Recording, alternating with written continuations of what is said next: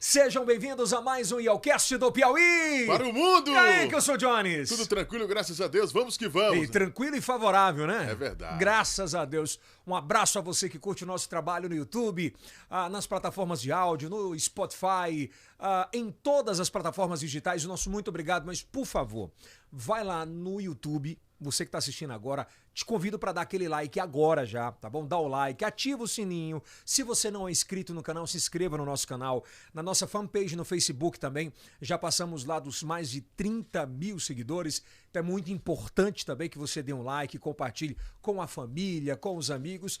E no TikTok já somos mais de 63 milhões de views. E a gente está muito feliz com tudo isso, né, Kilson? Exatamente. Compartilha, se inscreva, né? É a tá voz, na hora. essa é a voz do além. Elegantérrimo. Se inscreva. Aliás, você tá bonito, você tá de Heron. Heron veste o homem atual. Deixa eu mandar um abraço aqui para minha querida, a todos os vendedores. A turma lá toda, da né? Heron e também das lojas Noroeste. Lá você encontra também Heron. Agradeço o papai Rondinelli aí, agradeço. Alô, Rondinelli! Doutor Rondinelli. Essa semana Rondinelli, mais uma loja que se inaugurada no Maranhão, viu? Oh, que maravilha, hein? Muito bacana. Bom, antes de falar dos nossos patrocinadores e, claro, que nos ajudam a fazer tudo isso, eu quero demais agradecer hoje a participação do nosso convidado e acho que é um assunto que muita gente tem dúvidas, tem mitos sobre essa situação, que são as pesquisas eleitorais. E como é do Piauí para o mundo, a gente tem que chamar, claro, e convidar um dos maiores especialistas do Brasil. Tem um instituto que tem uma credibilidade absurda, né? Já faz pesquisas há muito tempo. Né? E é importante a gente tratar essa pauta com muita seriedade e tirar todas as suas dúvidas. Aliás, ele pode vir para um segundo papo, então aqui embaixo nos comentários, se você sentiu alguma dúvida ou não tirou dúvidas suficientes, já coloca o tema que a gente tenta abordar, né, Kilson? Exatamente, vai lá. Olha, hoje a gente recebe aqui com muito carinho, mas com muito carinho, o estatístico e, claro, representante do Instituto Amostragem, o professor Batista Teles. Uma salva de palmas! Seja bem-vindo, professor. Obrigado, professor. Muito obrigado, eu que agradeço pelo convite. Vai ser um bate-papo, acho que sensacional e importante nessa imersão de pesquisas, de falar de um período eleitoral e no Brasil que tanto se polariza, né? Em época de eleição, naturalmente, as pesquisas eleitorais ficam no ápice assim, das discussões, muita gente não entende muito de estatística, tende a turma espera a pesquisa na segunda. Desmerecer, né, as pesquisas, mas... Acalorados. Eu acho que é um fenômeno mundial, não é só aqui. Não é só aqui. A gente vai entender mais sobre isso. A gente vai ver que as pesquisas eleitorais, tanto em qualquer parte do mundo, elas sempre traz uma polêmica, né? Sem sombra de dúvidas. Bom, e a gente vai entender esse mundo digital, como é que funcionam as pesquisas, se é melhor, não é, por que os influencers que se candidataram, por exemplo, e achavam que ia ter 1 milhão de votos, tiveram 30 mil, tendo 1 milhão de seguidores. É bom a gente entender também sobre isso. Mas antes, agradecer aos nossos patrocinadores, né, Kilson? Exatamente. Agradecer a Formato, hein? A Formato, se você quer ter um instituto de pesquisa de credibilidade com muita tranquilidade, como a amostragem, tem que fazer o quê? Formato. Formato.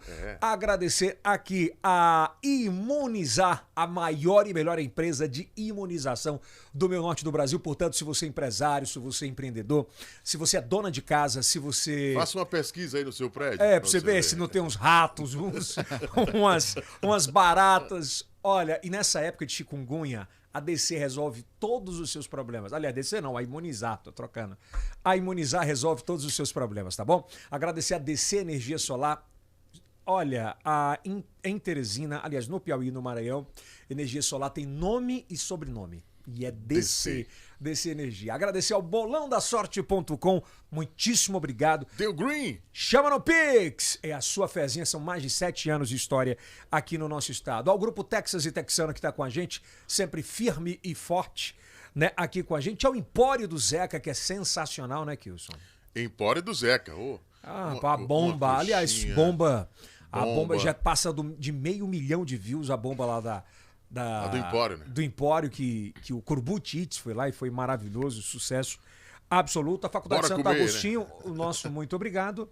A Jupi Alimentos, sensacional também com a gente. A Lupe Fibra, a melhor internet do Brasil nessas eleições. Por favor, não deixe de ter a Lupe Fibra na sua casa. E para fechar, Gráfica GSJ, campanha eleitoral. Vai para onde, Kilson?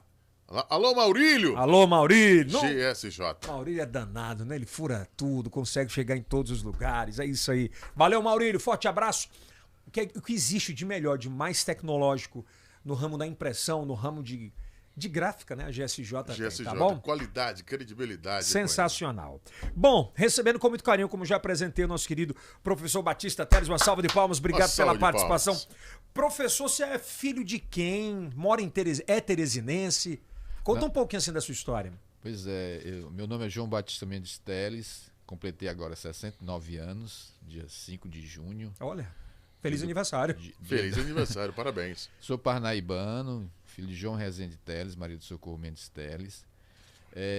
Estudei o ensino fundamental em Parnaíba, o ensino médio em Salvador e terminei estatística na Universidade Federal do Ceará.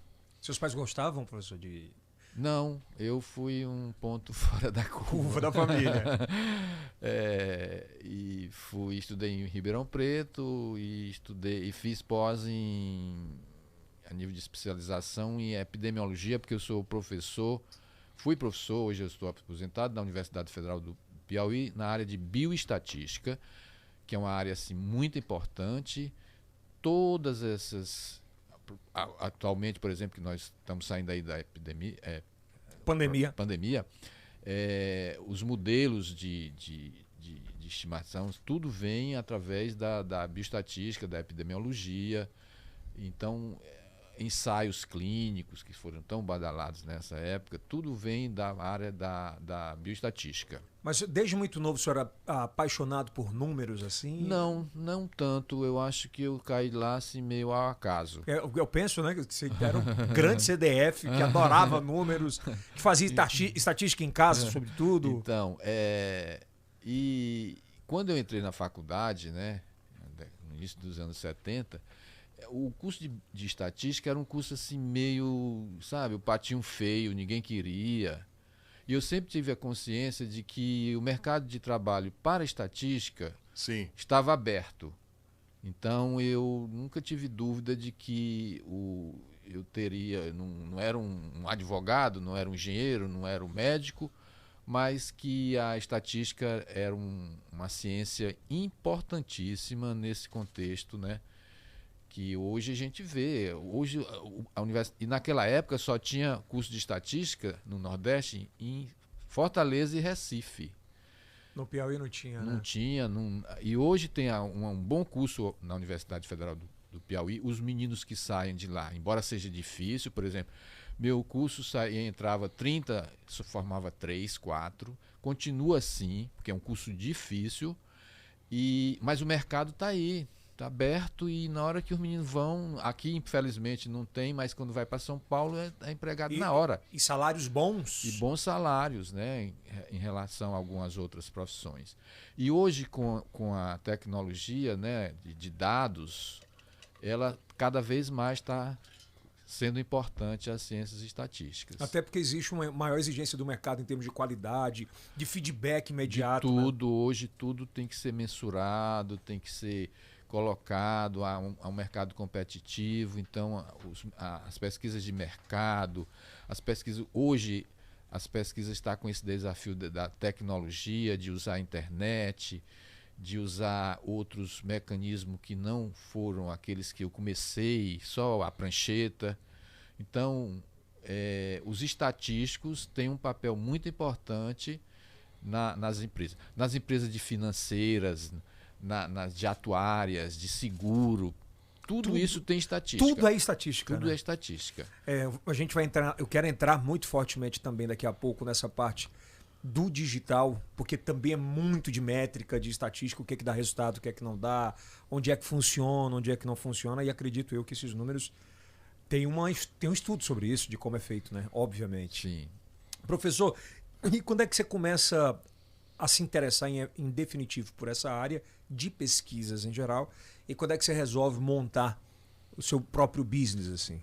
Bom, quando eu entrei na universidade, começou a haver demandas de professores que estavam fazendo mestrado, doutorado, para dimensionar a amostra Então o médico está querendo fazer um trabalho sobre uma determinada morbidade e ele dizia, professor, eu quero saber quantos pacientes eu devo pesquisar. Então essa aí foi o começo da questão de fazer, de dimensionar, de planejar uma amostragem. Eu fui estudar em Ribeirão Preto, fazer pós lá, e naquela época foi fundado o Datafolha. E eu ainda sou leitor da Folha de São Paulo e aquilo me inspirou. Eu ficava prestando atenção à metodologia, que era uma coisa pioneira no país, só tinha de institutos assim de renome, era o IBOP. Né? IBOP era um instituto que veio desde 1946 no Brasil. Bom, aí a Datafolha, eu lia muito sobre as pesquisas, aquelas primeiras pesquisas que surgiram no país. E quando eu cheguei em Teresina, um belo dia eu digo, rapaz, por que não fazer pesquisas de opinião no estado do Piauí?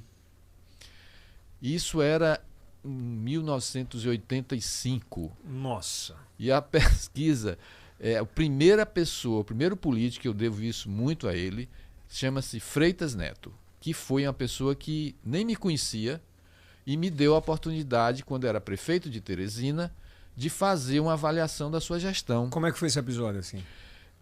Eu conhecia já, quando eu cheguei no Piauí, eu fui trabalhar no IPAM, era o Instituto de Planejamento de Administração Municipal, que fazia parte do Sistema de Planejamento do Estado.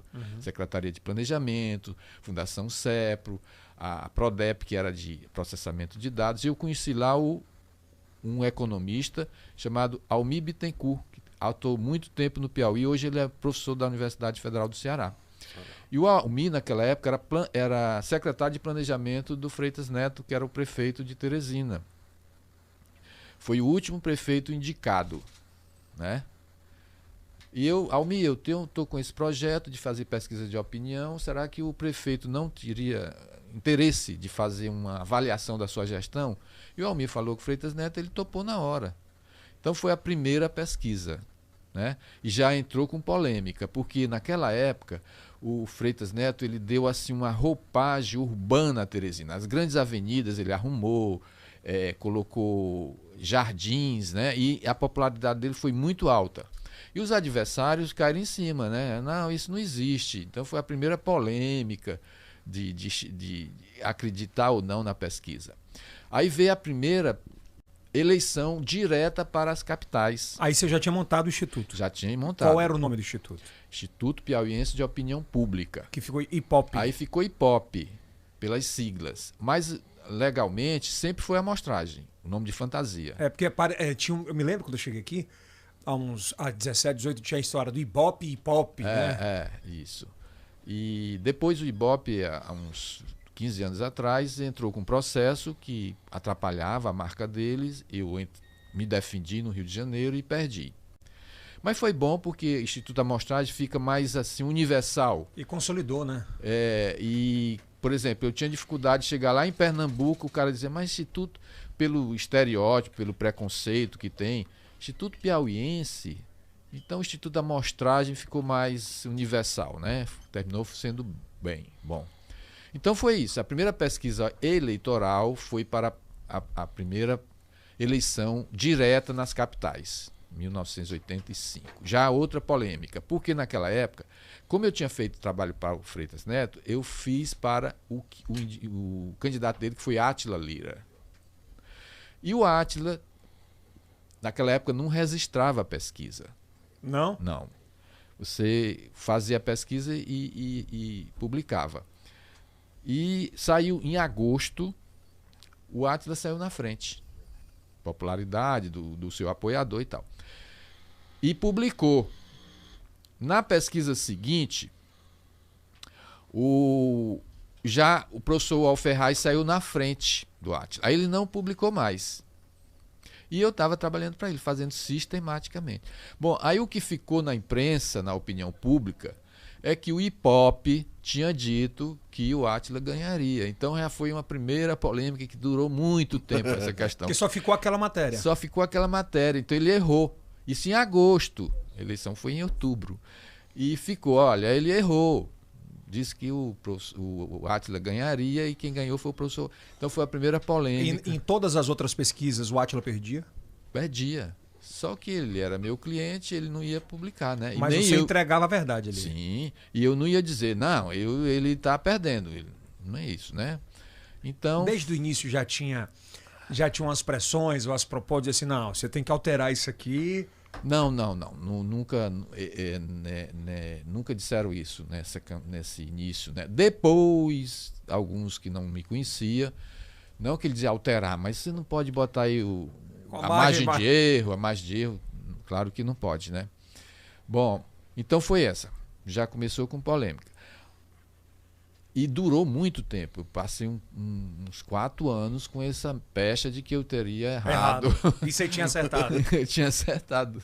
Te doeu naquela época, professor? Muito, sempre dói, porque até hoje eu nunca me acostumo, assim, às vezes eu vejo críticas infundadas, insinuando que eu vendi, que eu sou vendido.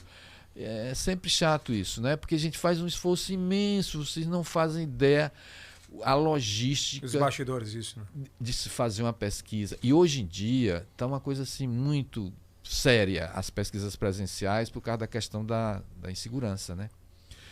Então aí vem uma pessoa que não atende de nada, um jornalista que não está assim, fazendo porta-voz de um grupo, e vem e quer desmerecer as pesquisas. Que é no achismo. Que é um achismo, que vai... a pesquisa toda pesquisa é comprada, não tem isso. Mas, professor, alguém já chegou a encomendar uma pesquisa e lá ele não estava tão bem e chegou a não pagar por isso? Não. Ele, às vezes, não paga não só por isso, porque deixa de pagar mesmo. Mas já houve um episódio, então, inclusive isso foi muito importante para consolidar a minha credibilidade. No início do Instituto, um cliente pegou a pesquisa, o candidato dele não estava bem, naquela época também não registrava, ainda estava nesse período. E ele foi para a imprensa, para um jornal de Teresina, um principal jornal de Teresina da época, e botou os resultados exatamente o contrário. Ele alterou. Ele alterou. Aí eu fui ao jornal, reclamei, e disse, olha, tem que colocar o verdadeiro resultado.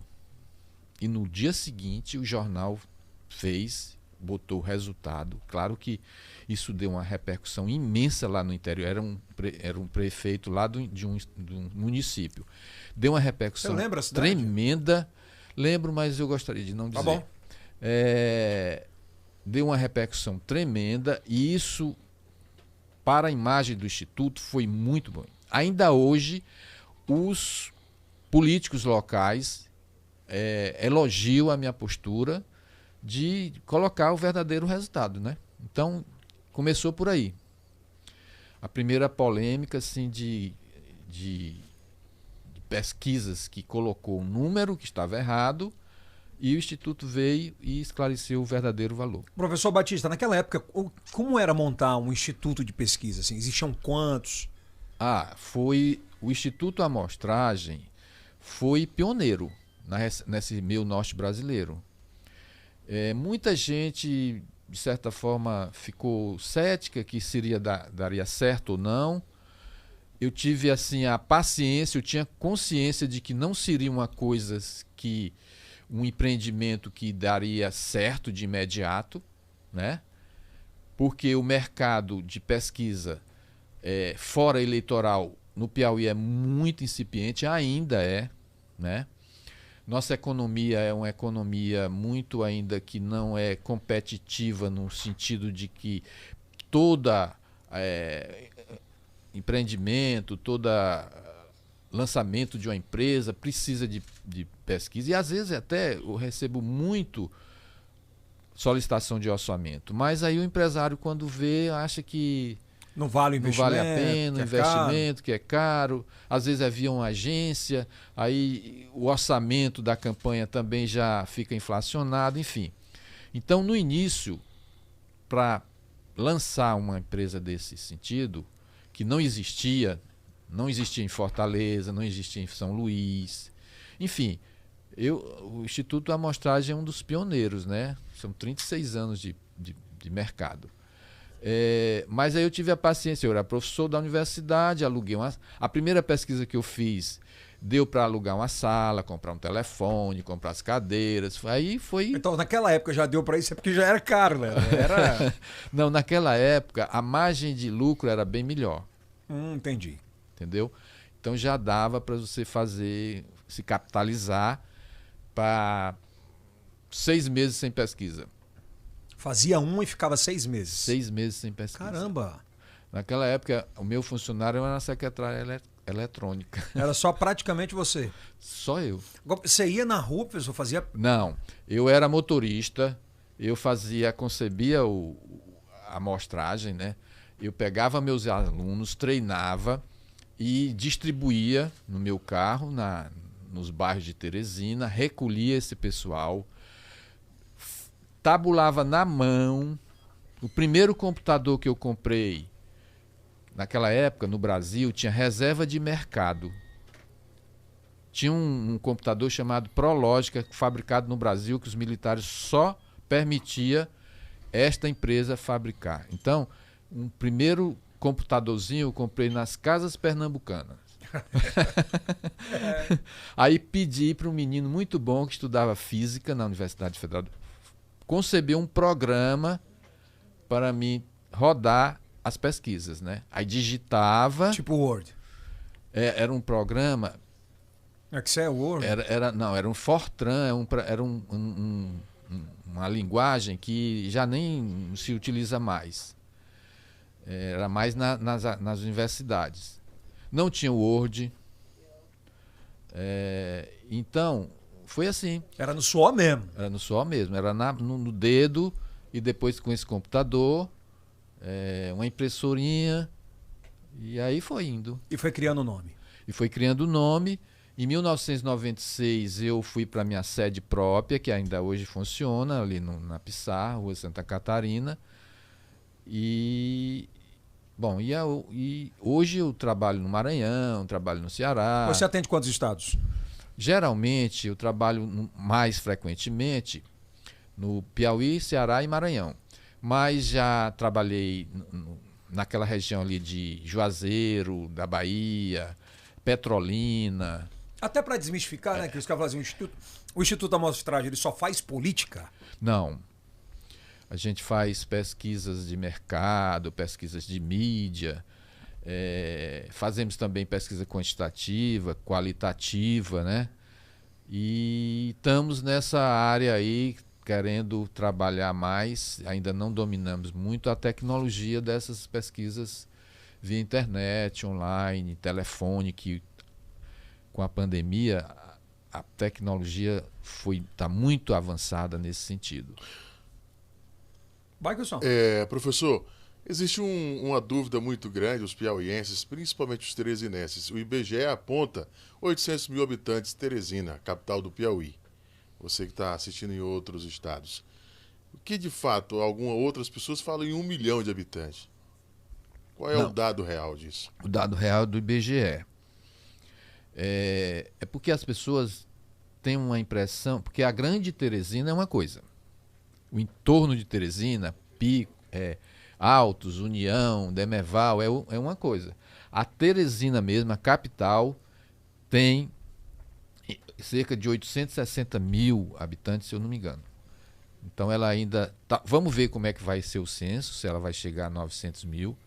Mas o fato é de que... Porque demograficamente a população brasileira ela saiu daquele ritmo de crescimento que vinha assim uma coisa preocupante. Que era a turma que saía do interior, ia para a capital, ia para as grandes cidades. E a taxa mesmo de crescimento anual era 2% ao ano, era uma coisa assim que ia se multiplicando.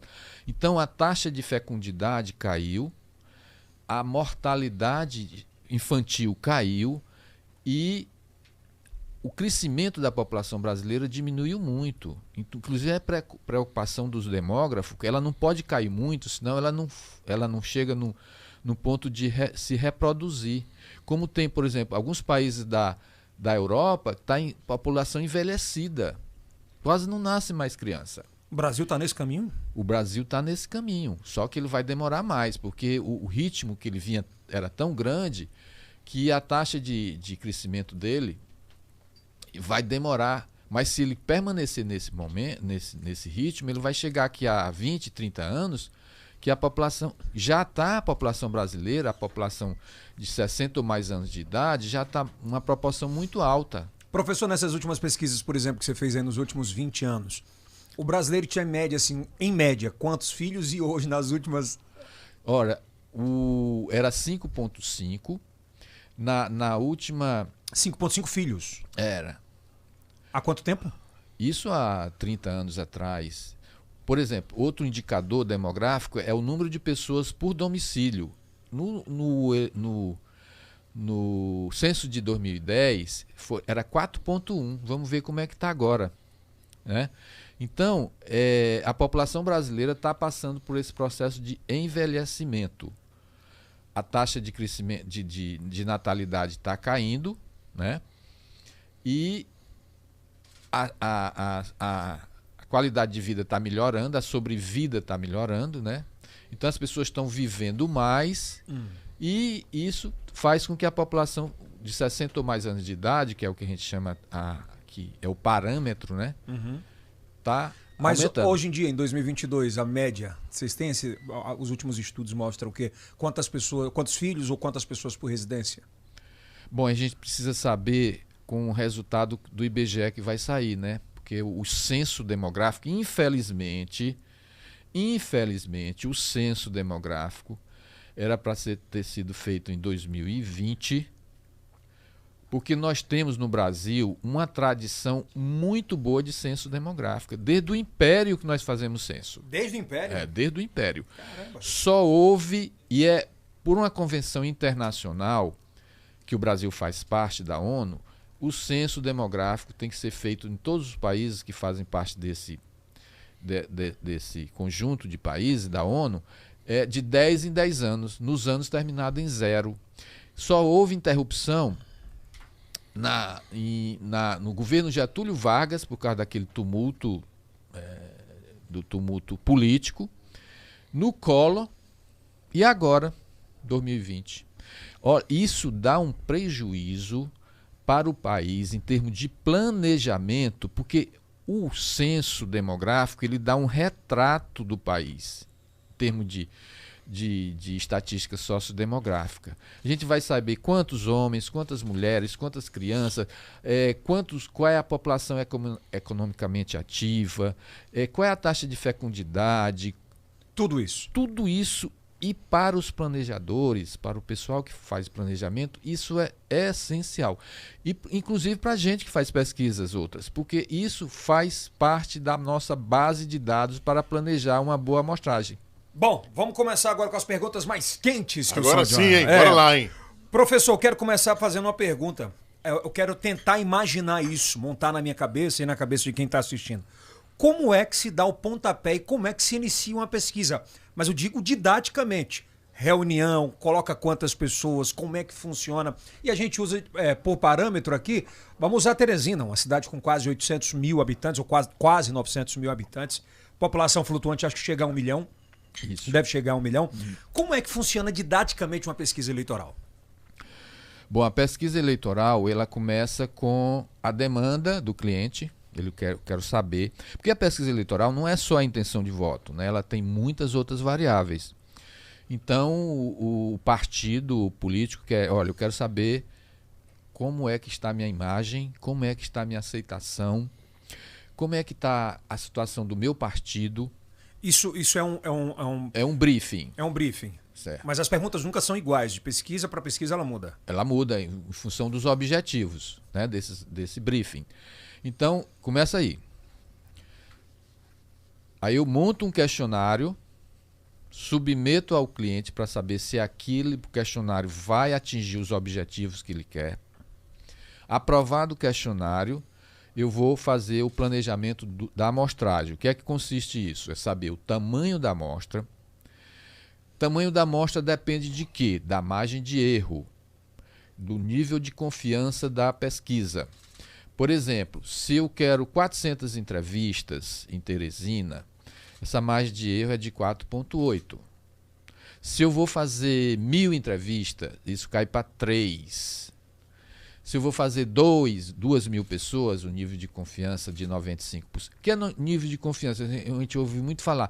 Nível de confiança de 95%. Mais dois para mais ou dois para menos. Que é a margem de erro. 95% de nível de confiança quer dizer o seguinte, que se você vai fazer 100 entrevistas, 100 amostras, em 95 delas, os resultados estarão dentro daquela margem de erro, de 3, de 2, enfim.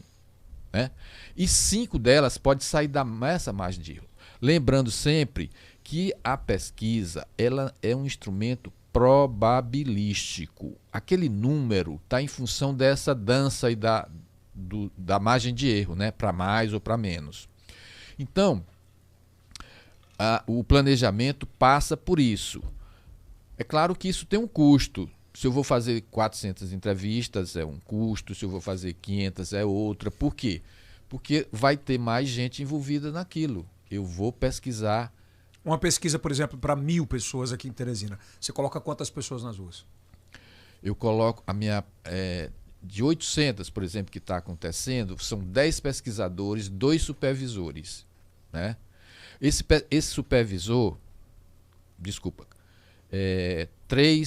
depende, né? 3, 4 supervisores. O supervisor é aquela pessoa que vai sair, vai fazer pesquisas também, mas ele vai sair com um entrevistador, vendo se o entrevistador está fazendo aquilo de forma correta.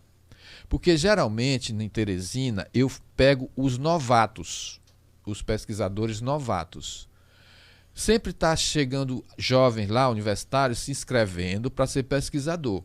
Então, quando há pesquisa em Teresina, quando eu preciso muito dessa época, eu chamo esse pessoal, faz um treinamento no instituto e vai para o campo. A prova dele é Teresina. Ele não pode viajar antes de passar por Teresina. Já aconteceu, por exemplo, de você contratar um desses assim, o disparate dos outros questionários é absurdo, e você disse, não, aqui tá errado. Aqui.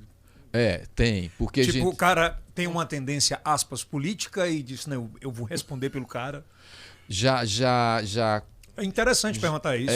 Sim. Faz parte do nosso controle de qualidade observar. Agora, porque agora tudo é aplicativo, né? Não tem mais o questionário impresso, na prancheta. E agora é muito bom porque a gente acompanha eles. Eu vejo o tempo médio. Se um pesquisador, para um questionário longo, ele está fazendo em 15 minutos a entrevista, eu já aciono eles. Está alguma coisa errada. Ou ele não está selecionando a casa direito, ou ele não está mostrando um disco que estimula. Então, há esse controle. Outro controle é eu ouço a entrevista, algum trecho da entrevista.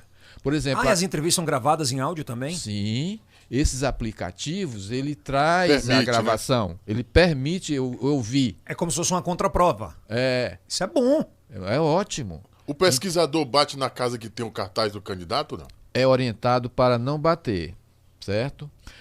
Mas acontece, por exemplo, outro dia teve um problema em Teresina, que o pesquisador e o supervisor estavam na casa, saindo da casa, e passou um curioso e sabia que aquela casa era de um funcionário público. Aí ele disse, olha, ele está fazendo errado. Claro que essa pessoa vai dizer que é tal.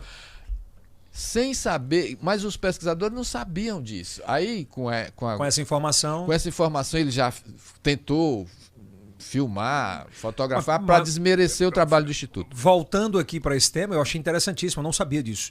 Que hoje, com o advento da tecnologia, as pesquisas de campo, né, dos institutos de pesquisa, esse aplicativo, ele te permite o áudio e a localização dele. Então é uma contraprova muito boa. Hoje, muito bom você fazer o controle de campo do pesquisador. Mas isso instituto sério faz? Todos fazem, E é caro, por exemplo, esse programa que eu trabalho, que é um do Instituto, chama iPesquisa, ele é desenvolvido por um grupo lá de Uberlândia, e já tem uma certa tradição nisso. Ele ele só permite gravar 2 minutos, porque é caro você armazenar áudio. Mas tem outros, muito mais caro, que ele permite a entrevista toda.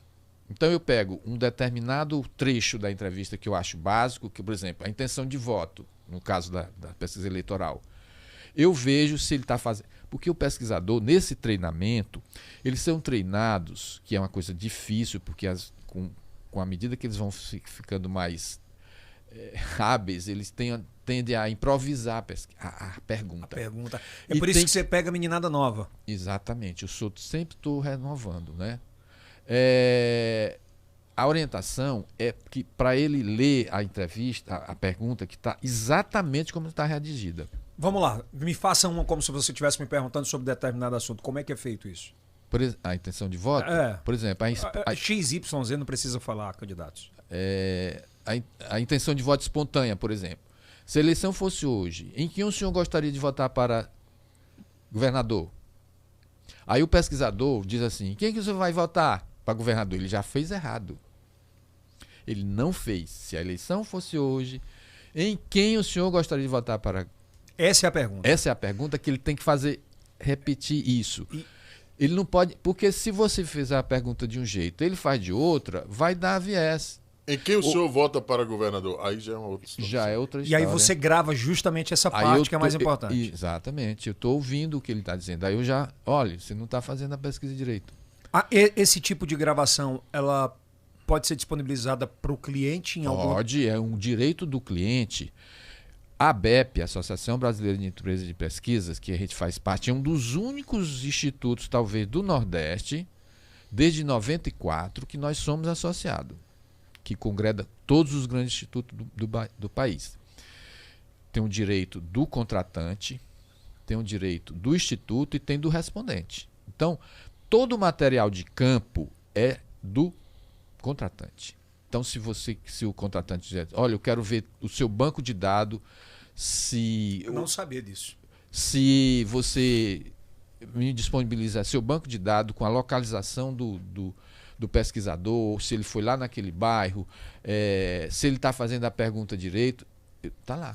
Professor, e nesse aspecto, nessa contraprova, hoje principalmente, né, com essa meninada nova, o índice de desvios ou de erros, ele diminui muito? Diminui. O problema também é que às vezes ele desiste. Porque é um trabalho árduo, certo? Você chegar nas pessoas, a presencial, né? A domiciliar que a gente ainda faz. Que é uma maneira que eu acho que daqui para frente vai ficar cada vez mais difícil. Mas é a mais, digamos assim, fiel. Porque quando a pessoa se disponibiliza a conceder uma entrevista na sua casa, ela está bem à vontade. Para responder, para responder. É diferente do telefone, que você não sabe se aquela pessoa que está respondendo faz parte do seu universo. Eu posso estar entrevistando uma criança de 14 anos, ela está dizendo que tem 16.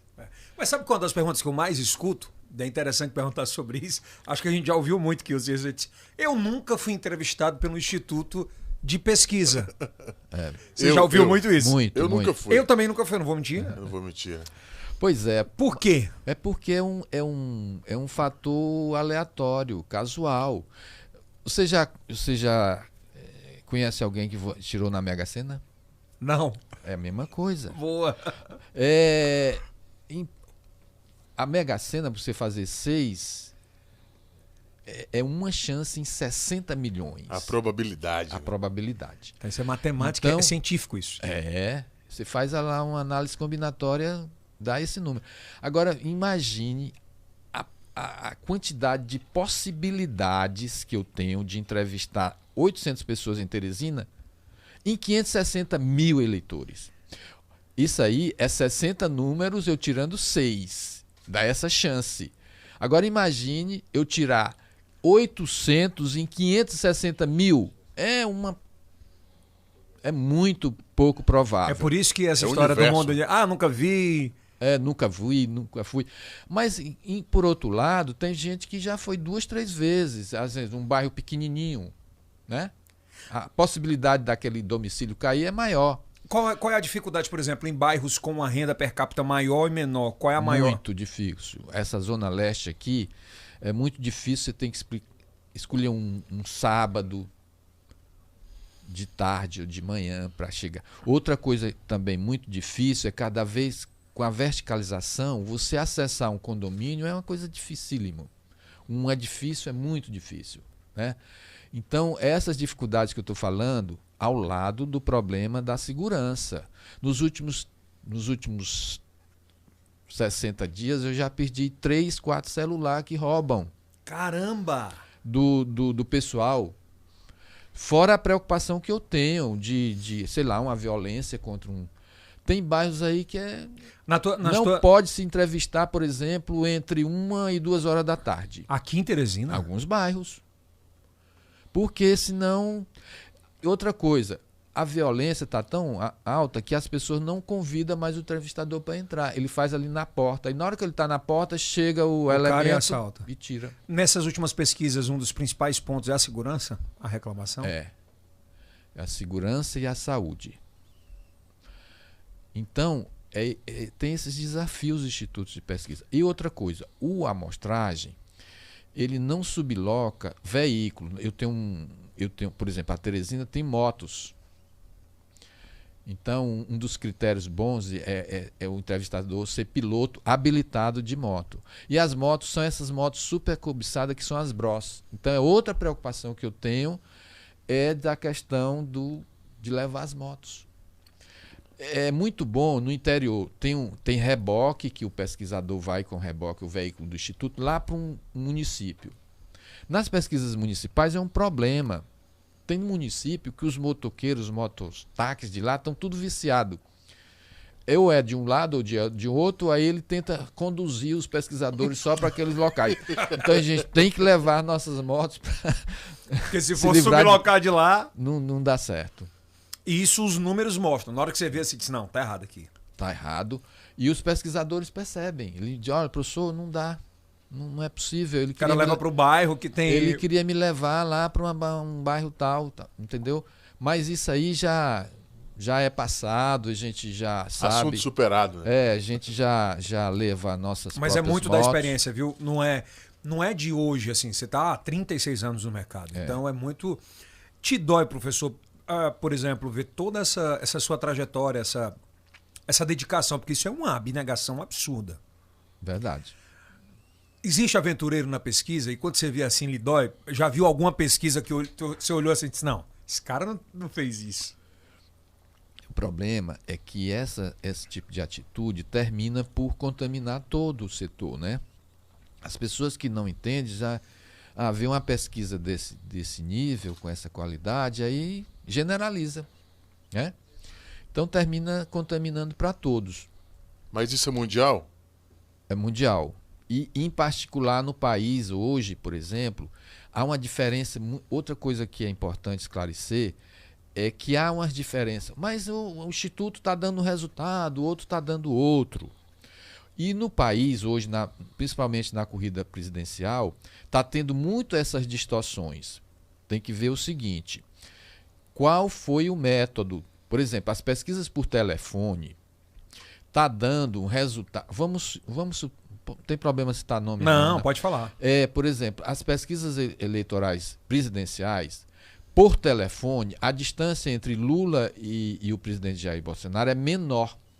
O que é que o pessoal está dizendo sobre isso? Sim. É que por telefone, aquele eleitorado lá CD, o DE do ex-presidente Lula, não alcança, não responde à pesquisa. Porque eu tá no trabalho. No trabalho, ou não se predispõe, né, a responder. Então, essa é a explicação que o pessoal está achando que dá essa diferença, essa pouca diferença, né? Diminui muito? Olha, nessas presenciais, hoje está 13%, 14%. Já teve pesquisa por telefone que dá 8, 6 pontos de diferença. De um ponto percentual no Brasil representa quantos de votos? Um ponto percentual, o país está com 156 milhões, né? Parece, na última. Saiu até essa estatística. Então é muito voto. ponto percentual. Mas aí, o Estado de São Paulo está com uma métrica muito interessante. Ele está fazendo uma média das pesquisas presenciais com as por telefone, com a internet. Não é uma média aritmética comum. Por exemplo, as pesquisas por telefone ele tem um peso, a pesquisa presencial tem outra, a pesquisa presencial domiciliar tem um peso, a pesquisa presencial em ponto de fluxo, que é outra tendência muito importante. Ponto de fluxo é aquela pesquisa que é feita na rua, né? Você vai passando, você é abordado para responder a um questionário. Outro equívoco que as pessoas têm, eu vou para os pontos de ônibus, eu vou para a praça. Não. O ponto de fluxo ele é planejado rigorosamente. Por exemplo, em São Paulo, quando o Instituto põe uma pessoa lá no bairro Pinheiros, ele sabe qual é o perfil da pessoa que vai passar ali. Então, se eu quero pegar pessoas classe A, B, eu vou lá para onde o pessoal A, B caminha em Teresina. Certo? Um exemplo. Então, não é... As pesquisas presenciais, elas não são aleatórias, existe um estudo para isso. Existe um estudo sabendo qual é o perfil daquelas pessoas que... A probabilidade de passar lá um classe A, um C, um D, entendeu? Então, essas métricas é muito importante que ela dá uma média. Hoje, essa média está dando 13 pontos de diferença. 43, 44... Lula, 31, 32, presidente Jair Bolsonaro, 8, Ciro. Então é isso. É muito importante, quando a pessoa vê uma pesquisa, ele vê qual é o método, qual foi o período que a pesquisa foi realizada e se, outra coisa importante, se aqueles números, principalmente a estimulada, se as pessoas, os nomes que foram estimulados são exatamente os mesmos de um instituto para outro. Porque 2 nomes diferentes faz uma diferença, 2, 3 pontos percentuais que um nome saiu, não consta, faz uma diferença. Professor Abonte, pega a visão aqui, a sua pergunta assim, ó. Por exemplo, a gente fala muito em bolha, né? Então, se a minha família convive muito com alguém que gosta desse candidato. Aí eu tenho outra pessoa que convive demais com o que gosta daquele candidato. Aí eu vou levar para as zonas, né? Estou usando exemplo como a capital aqui, Zona Leste, gosta demais tal candidato. Aí você parte para a periferia, gosta demais tal candidato. Muito se explica sobre isso na pesquisa, porque fala que essa pesquisa está errada. Onde eu ando, candidato tal está bem melhor. Onde eu ando, candidato tal vai ganhar a eleição. Qual é a métrica para isso? A pesquisa explica isso e é muito claro. Porque os resultados a gente cruza por zona da cidade. Certo? Então, o perfil, por exemplo, de uma preferência da Zona Leste, ela tende a mudar em relação a Sudeste, a Sul, a Centro. Classe econômica também muda. Só que a classe, por exemplo, você falou em bolha. No domicílio, só pode ser entrevistado uma pessoa. Então, se aquele domicílio tem uma bolha, só um representante daquela bolha vai sair na pesquisa. Mas representa a bolha. Mas representa a bolha, né? Então, essa questão que você colocou da segmentação, da estratificação territorial, econômica, demográfica, sai nas pesquisas. É por isso que eu estou dizendo, a pesquisa eleitoral não é só aquele número que sai.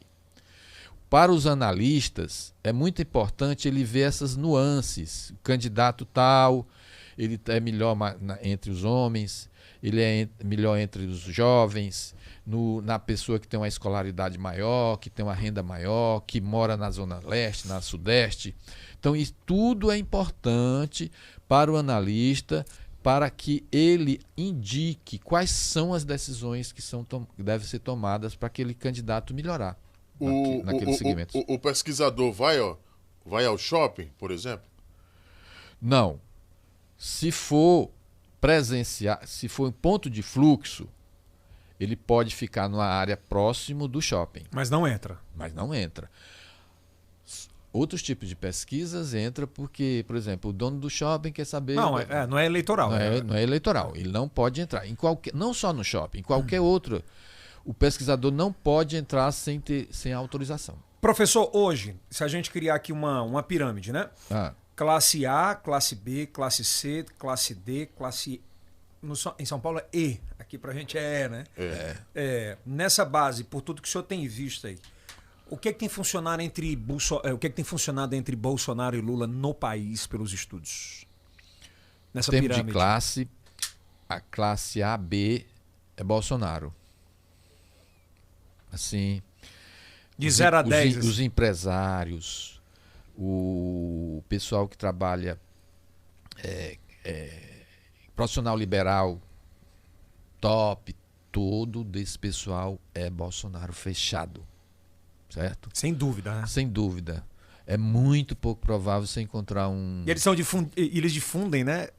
E outra coisa, eles têm um poder, além do financeiro, eles têm um poder de... Por exemplo, o cara é um empresário e tem 50 funcionários. É claro que ele vai tentar, né? Pedir o voto. Pedir voto para Certo. o candidato preferido dele. Então é isso que o presidente Bolsonaro tem.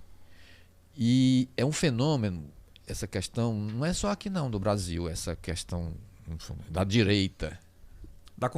Do conservador, né? Do conservador, no mundo todo. E Eldson, qualquer um presidente que teve a postura do presidente Jair Bolsonaro numa pandemia que ele teve, ele, por muito menos, a Dilma derreteu assim, rapidinho, no 2013, você lembra daquele, quando Brasília, em função daquela protesto da passagem do ônibus, que teve aquele negócio em Brasília, que ela estava lá em cima, que teve aquilo, ela derreteu.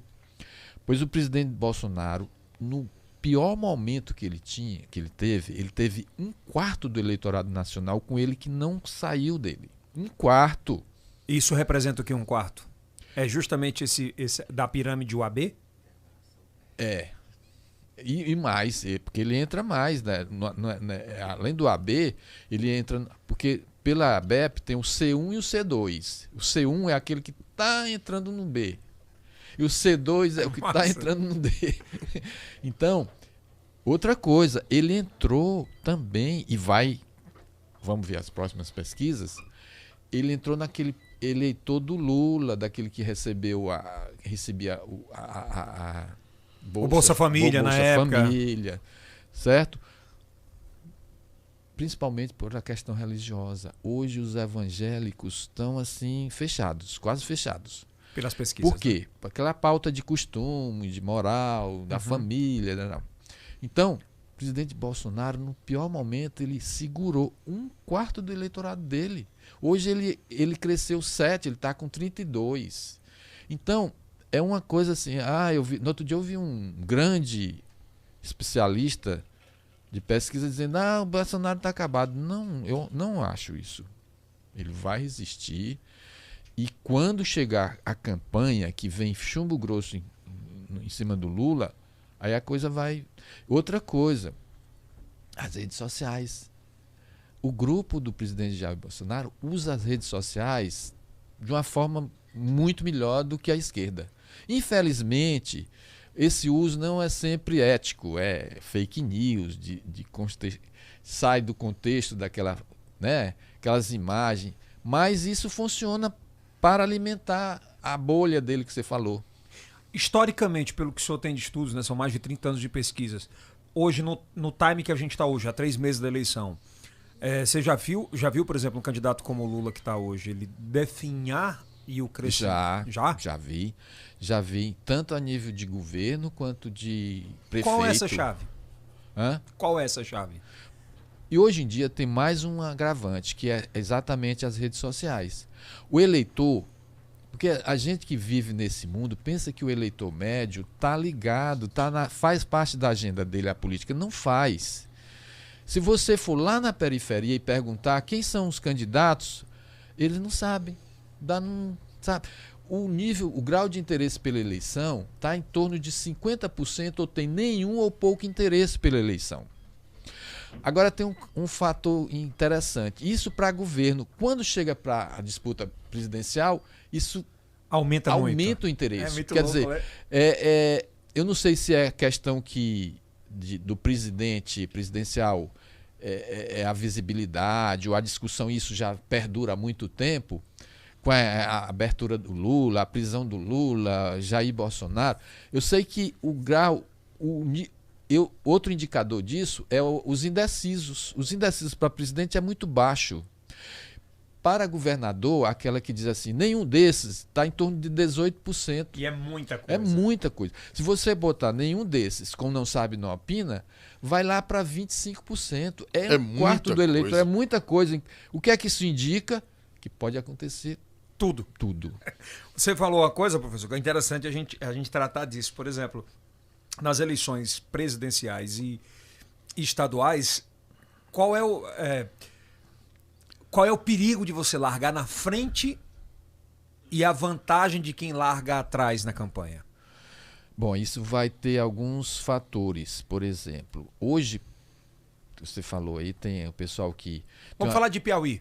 Tem uma visibilidade, depende do grau de conhecimento que ele tem, a população tem conhecimento sobre aquele candidato.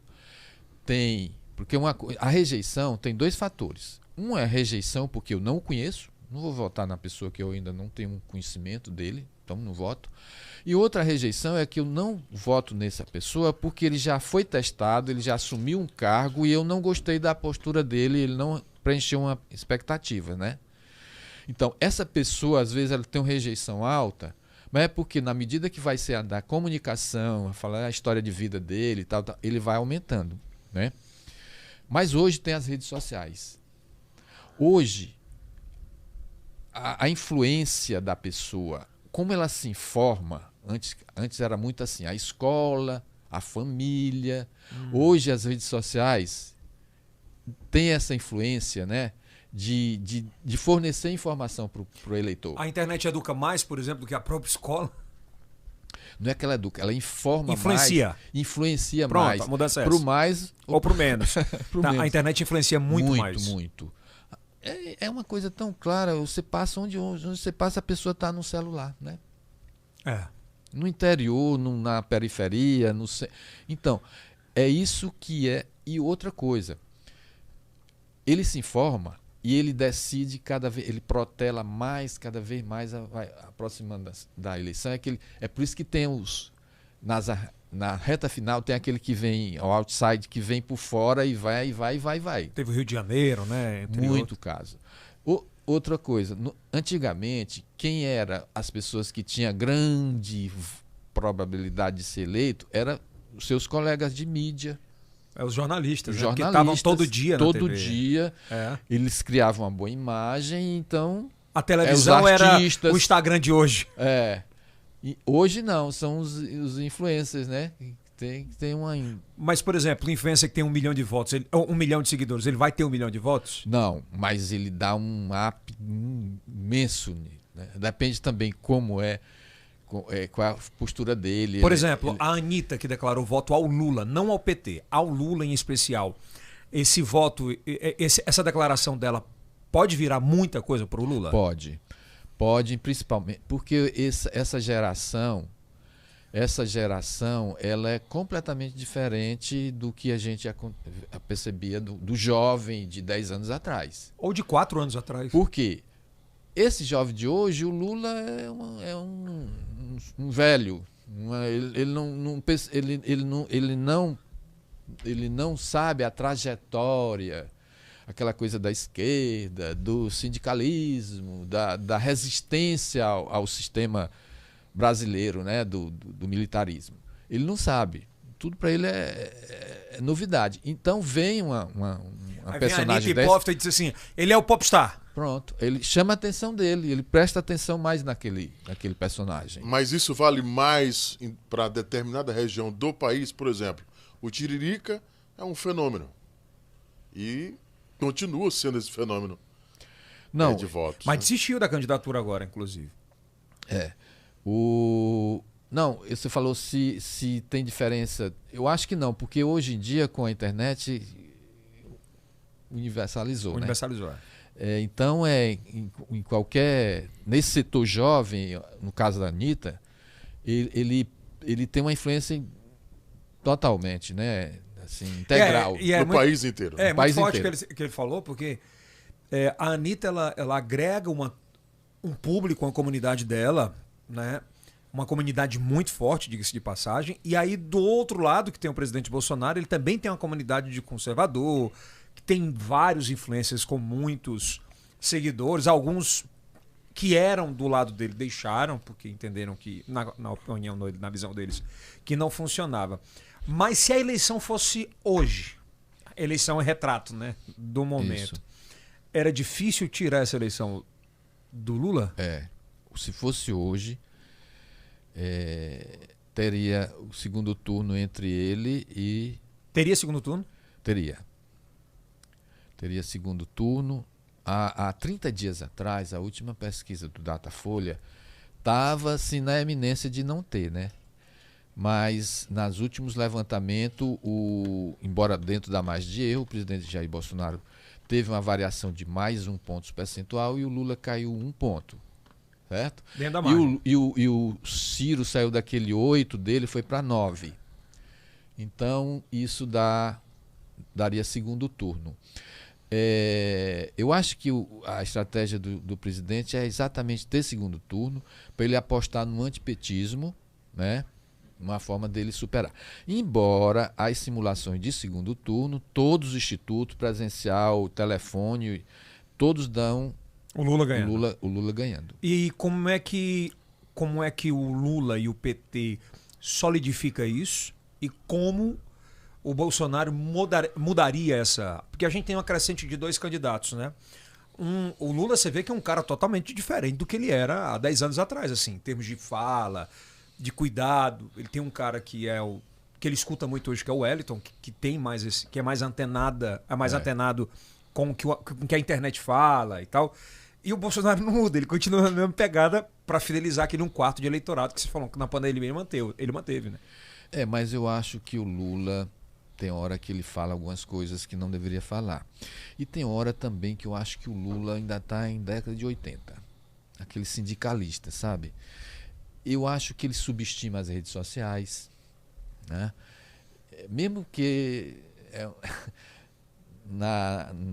para essa geração minha, um pouco mais abaixo do Lula, é uma novidade, aspas, né? Então a gente tem que se reeducar nessa geração digital. Coisa que o Wellington fez muito bem, né? Se adaptou muito bem. Então, às vezes ele fala umas coisas que me remete ao velho Lula, entendeu? Então tem que ter isso. E ele tem por trás dele, claro, uma assessoria fantástica. O staff, né? Então as pessoas têm que falar isso para ele. Então diz, eu quero percorrer o Brasil, como ele fazia a caravana. Não funciona mais isso. Ele faz lá, o presidente Jair Bolsonaro foi eleito com uma Câmara falando para o público, né? Então ele tem que fazer a esquerda, com a forma geral, ela tem que se habituar a usar melhor as redes sociais, que ainda não deu, sabe? O start, né? O start, assim, no tom e na intensidade que o mercado exige eleitoral. Eles fizeram agora esse projeto, no caso, o teto subiu muito de gastos no Brasil, né? E agora, queira ou não, é uma manobra completamente política, né? Que é a PEC kamikaze, a PEC dos... Exatamente. Isso vai fazer diferença? Pode fazer uma diferença. Sabe por quê? É engraçado isso. Porque eles fizeram tudo legal. Umas coisas que era absolutamente ilegal, tá tudo dentro do Congresso, 42 bilhões, que há 3 meses da eleição, outrora era absolutamente improvável, né? Então arranjaram uma situação emergencial para justificar isso. E outra coisa, o presidente, todo o seu staff, não brinca em serviço. Eles têm o sistema de informação mais perfeito. E, Eldson, eles sabem qual o município que o Lula tem a maior proporção de eleitores. Nesses municípios, eles triplicaram o Auxílio Brasil. Entendeu? Então, eles têm um mapa de tudo isso. E eles vão atacar o Nordeste nesse sentido. O Ciro Nogueira passa por isso? Passa. o senador Ciro é o segundo homem mais poderoso da República hoje. E ele deu assim, ele fez o meio de campo, está fazendo o meio de campo direitinho entre a classe política, entre o centrão e a presidente da República, entendeu? Então, ele faz parte da cúpula que faz essas estratégias. E tudo isso é montado em cima das pautas de pesquisas. Eles consomem essas pesquisas. Claro. É pesquisa qualitativa e quantitativa 24 horas por dia. Além, Sim. porque hoje tem umas métricas que ele mapeia as redes sociais. Ele sabe, por exemplo, o que é que eles estão falando de você hoje nas redes sociais. Quem é que está sendo mais badalado nas redes sociais? É o presidente Jair ou o Lula? A depender da situação, do tema, um passa do outro. Então, principalmente as redes sociais, ele faz um comentário, qual foi a repercussão Aquilo tudo é pensado. Tudo pensado. Tudo que vai repercutir. Tudo que foi. Tira, Amazônia, o presidente, maneira aí que você está batendo muito na questão do meio ambiente. Mas não tudo funciona. baseado em pesquisa. Tudo baseado em monitorado, pesquisas qualitativas e quantitativas. Não sei qual é o instituto, mas é feito. Absolutamente certeza que sim. Sim. Antes pode falar, Wilson. Não professor, só ele, todos os outros todo mundo. presidentes. Professor, uma questão. Na véspera da eleição, sai uma pesquisa. Baseada em que sai uma pesquisa na véspera da eleição? Olha, não é só no Brasil. Aliás, a legislação brasileira, que estão querendo fazer uma mudança agora, de proibir a divulgação de pesquisas, a legislação atual é na minha opinião, uma das mais avançadas do mundo, no sentido de democratizar a informação. O que é que os políticos brasileiros querem? Eles querem proibir a divulgação uma semana antes. E quem vai ter o acesso às informações daí até a eleição? Eles. A população não vai ter mais acesso. É isso que fere a Constituição brasileira. Bom, isso em alguns países da Europa é verdade, eles não permitem.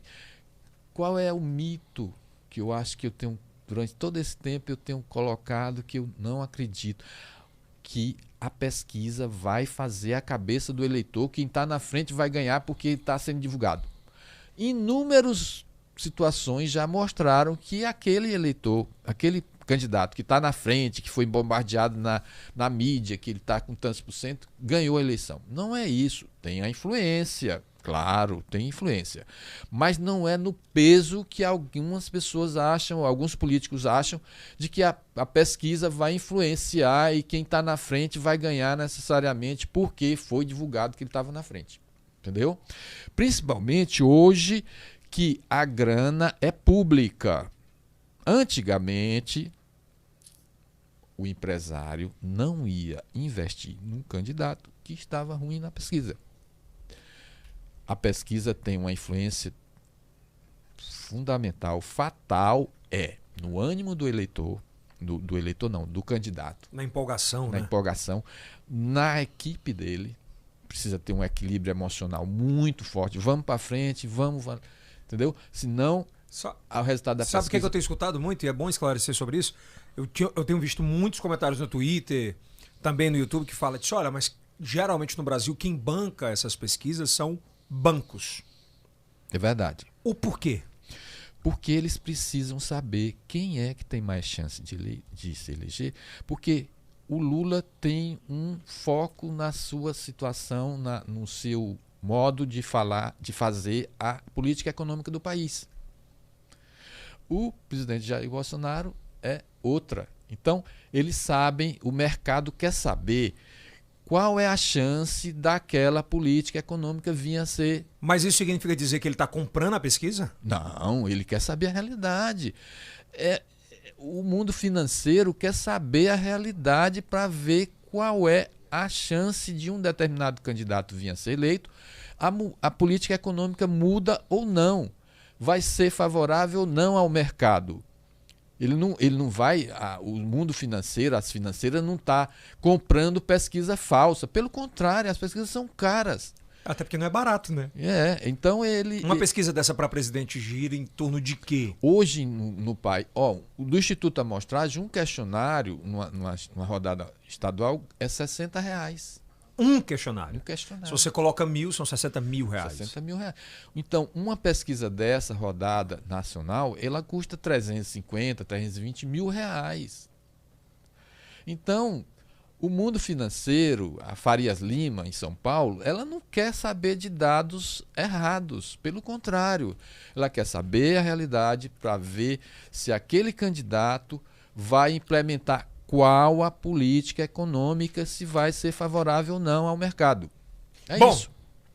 Outro tema que eu acho que é importante, a gente falou de 2 candidatos, mas tem um candidato que eu escuto muito falar. Esse cara é muito preparado, conhece muito de economia, mas não decola, que é o Ciro. Por que é que o Ciro Gomes não decola nas pesquisas, professor? Segundo os números. Né? O Ciro... Não é uma pergunta política, é uma pergunta matemática. Sim, eu acho que o Ciro, ele tá numa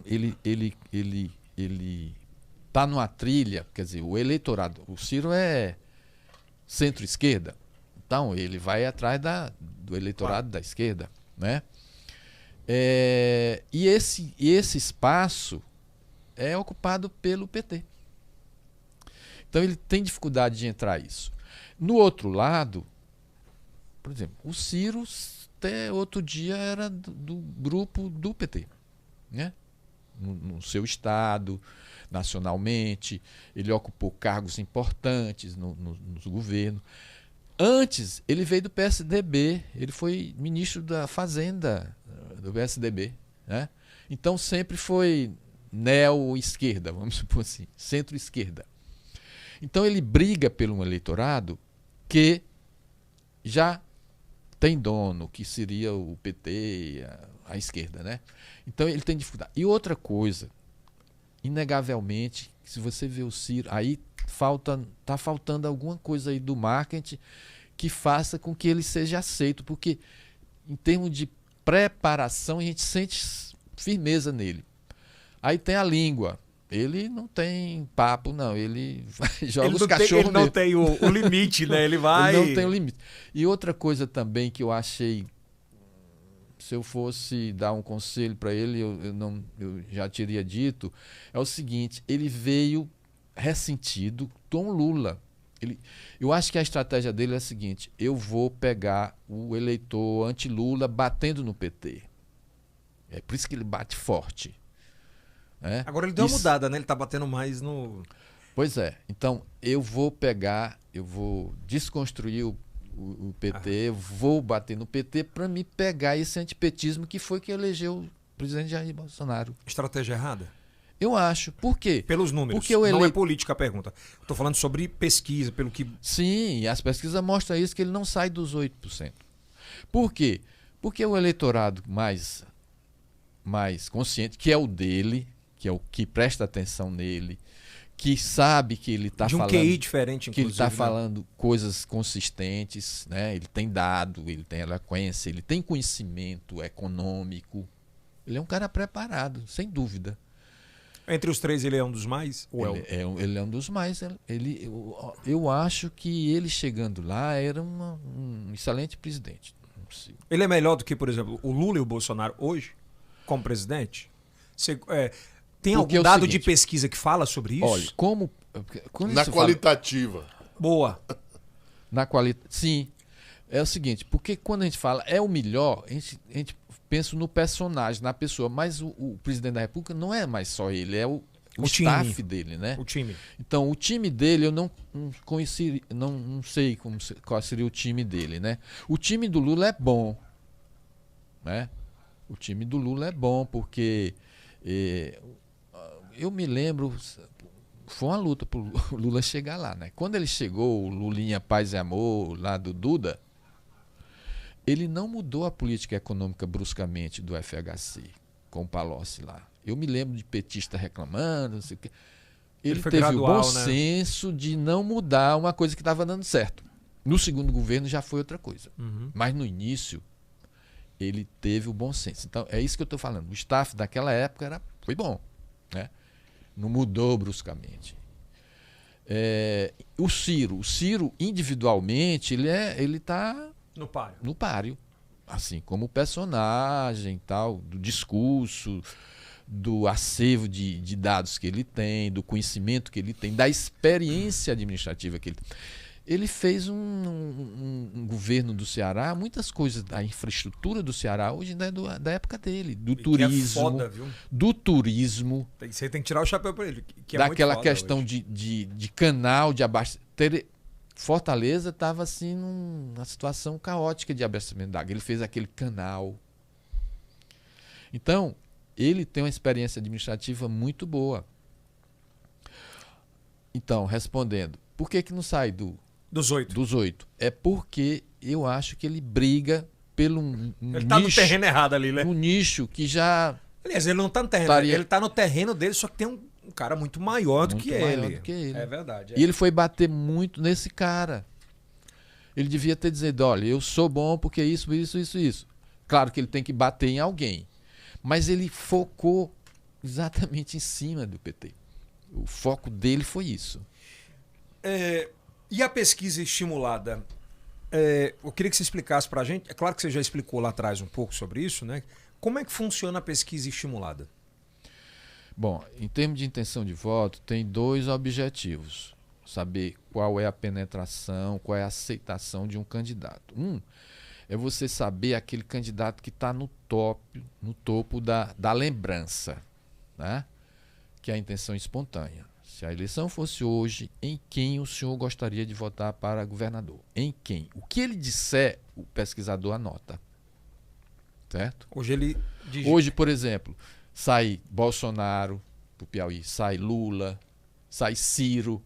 Então, as pessoas que têm uma visibilidade maior, tá na lembrança da pessoa. Né? Sai o Wellington, que já não pode ser, entendeu? Cabo Daciolo. Isso. Sai ainda. Sai Pastor, sai. Hoje em dia, inclusive, tá. Firmino.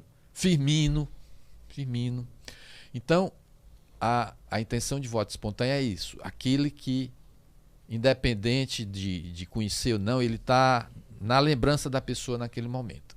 E tem o estímulo. Se a eleição fosse hoje, fossem estes os candidatos, aí mostra um disco aleatório, para não dar ordem de preferência, para o eleitor. Se o eleitor não lê direito, o pesquisador é orientado para ler aquelas opções, né? E aí o que é que se percebe? Geralmente, os indecisos na intenção espontânea é muito alto. Quando mostra, a pessoa, voto, então ela cai um pouquinho. Então, a intenção estimulada é saber o grau de aceitação diante de um quadro, que atualmente é fictício, porque não teve as convenções, né? Diante daquele quadro, qual é o que há uma aceitação maior. Então, essas 2 diferenças. O estímulo, para saber a aceitação de uma situação, né, de um quadro que tem os nomes, e a espontânea, que a gente quer saber a lembrança. Professor Batista, nesse cenário que a gente tem hoje no Piauí, entre Silvio Mendes e Rafael, eu não vejo outro nome que possa, diferente, por exemplo, do Brasil, que você tem um Ciro ali com 8 que pode ser decisivo para um segundo turno, né? No Piauí hoje, o abraço do Lula, ele é muito forte para o eleitorado piauiense, ele traz uma diferença muito forte, segundo as pesquisas? Traz, inegavelmente, porque o Lula tem o que hoje no Piauí 64%, né? Mas a gente tem feito as qualitativas e o eleitor, ele quer assim, ele quer um Rafael com personalidade própria. Ele não quer só o menino do Lula. Não, o menino do Lula. Ele quer um cara que tem propostas próprias, tem um voo próprio, que, claro, o Lula é um cabo eleitoral muito bom, né? Mas não quer que vou votar porque ele é o do Lula. Eu vou votar porque é o Rafael, com todas as suas qualidades, entendeu? Então isso é que o desafio dos estrategistas dele vai ser ponderar o peso do Lula, que é inegável. Quando a gente coloca aquela pergunta com apoio, ele vai lá para 45%. Né? Mas a tonalidade tem que ser bem entendendo. O Silvio, no caso. No caso do Silvio, que até agora tem sido colocado de uma forma bem feita, tirar ele da influência do presidente Jair Bolsonaro, que até agora não é um bom cabo eleitoral. Mesmo quando a gente diz assim, com apoio, por exemplo, o Major Diego, com apoio do presidente Jair Bolsonaro, ele não sobe. Diferente do Rafael. Talvez não seja, no caso do Major, talvez não seja nem o fato de o presidente não acrescentar, mas o nome dele não ser muito conhecido, né? Vamos mudar a pergunta. Aqui no Piauí, o nome, por exemplo, de Wellington Dias para o Rafael é mais importante do que o próprio Lula, pelos números? Não. O Lula supera o Wellington. Supera o Wellington. O problema do Piauí, o Wellington, é a questão do tempo, né? Essa questão, não só aqui, em qualquer outro 4 mandatos, né? 4 mandatos, aí tem aquele sentimento de mudança, né? Então tem... Mas e por que ele está quase 60? Ele está com 60 pontos? Quase? Não. Senado. Para Senado, ele está 50, 51. Mas é muita coisa. É muita coisa. É porque o Wellington, contra o Joel, né? Primeiro, o adversário dele é uma liderança localizada, que não tem um nível de conhecimento muito grande dentro do estado do Piauí. E o Wellington tem uma propriedade importante. Tem o Wellington gestor e tem o Wellington pessoa. Então, essa coisa da pessoa é muito forte. O Wellington é uma boa pessoa, que não agride ninguém. Então, isso supera essa questão do tempo, entendeu? Então... Fora a visibilidade, né? Que ele tem. As pessoas lembram logo dele. Para 3 meses a eleição é difícil tirar essa... Eu acho difícil. A não ser que tenha assim, um derretimento na campanha nacional, que de repente aconteça aquilo de 2018, que há uma onda anti-PT, que pode contaminar aqui. Você diz, mas não atingiu o Nordeste. Mas... cada eleição tem sua própria história, né? E fora isso que a gente já conversou, o governo vai investir muito naquele segmento DE do governo, né? Que é pró-Lula. Professor, nas últimas eleições para prefeito, um candidato largou em segundo e terminou em quinto. É possível explicar através das pesquisas esse fenômeno? Pois a trajetória o resultado final de uma eleição depende muito das estratégias adotadas pelos candidatos, né? Se esse candidato, às vezes ele sai bem porque ele teve uma trajetória maior, ou ele tinha era mais muita visibilidade. Tinha muita visibilidade, e na medida que foi passando a campanha, a proposta dele não agradou, né? E aquele que veio por fora ganhou mais, né? É um erro do candidato não acreditar nos números e acreditar nos babões ali do lado? Muito. É fatal isso aí. Eu já vi muito isso, assim, mas a pesquisa, onde eu ando, eu não vejo isso. É bem isso. Mas isso é porque onde ele anda, tá o staff dele, tá as pessoas que gostam dele. Ou você não precisa disso, ou desse, ou daquilo. Então, você já está eleito. Então, onde ele está, as pessoas que estão ali no entorno dele é porque gosta dele. Não necessariamente o conjunto do eleitorado gosta, que é o que a pesquisa vai mostrar. Você falou da Mega Sena, da história, então, né? É isso, mas eu já vi muito isso aí em campanha. Mas essa pesquisa eu não vejo isso. É porque ele vê a realidade dele, ali, a órbita dele. Ele não vê... a bolha. A bolha, ele não vê o geral, né? Professor, os números já mentiram para você? Já. Você já errou quantas vezes em pesquisa? Eu não tenho um número, mas, por exemplo, não é assim eu dizer... O que errou era o momento. Eu estou falando assim, erro. No interior é muito é muito mais provável uma pesquisa errada do que num grande mercado eleitoral. Sabe por quê? O interior é desse tamanho pequeno e o poder econômico e político ele muda em 24 horas. Diferente de um estado. De um estado, né? Entendi. Agora, existem dois tipos de erros. Um é aquele que eu disse que o candidato ia ter X% e ele teve X menos 1. Ele ganhou, mas não ganhou com aquele número que eu disse, né? E o outro é dizer que fulano vai ganhar e ele perde. Esse aí é menos provável. Já teve o quê? Em 36 anos. 36 anos é difícil, mas eu tive, sei lá, uns 20 casos. Que foram, acredito que são fenômenos, né, também? Que é isso o poder que eu estou falando. E desses 20 casos, foram de grandes públicos eleitorais ou de cidades? Não, de cidades pequenas. Certo? Nada de estado. Pronto, vou mudar a pergunta. Para estado? Não, nunca teve. Nunca errou? Não. Teve assim... Diminuir, né? Mas nunca dizer assim, o candidato tal vai ganhar e ele perdeu. Nunca. Agora teve de municípios que viram. Qual foi a mais louca assim que você lembra? Parnaíba, por exemplo, falar na minha cidade, eu fiz trekking. Trekking é aquele tipo de pesquisa que você faz continuamente, todo dia. Os institutos fazem muito isso na reta final. Aí você vai tirando médias móveis. O atual prefeito de Parnaíba, ele mudou nas 24 horas. Que foi do Florentino. Que ganhou do Florentino. Foram nas últimas 24 horas? Foi a coisa assim.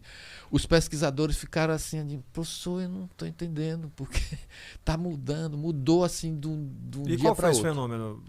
Eu acho que teve erros estratégicos da campanha do Florentino, assim, ganhamos, sabe?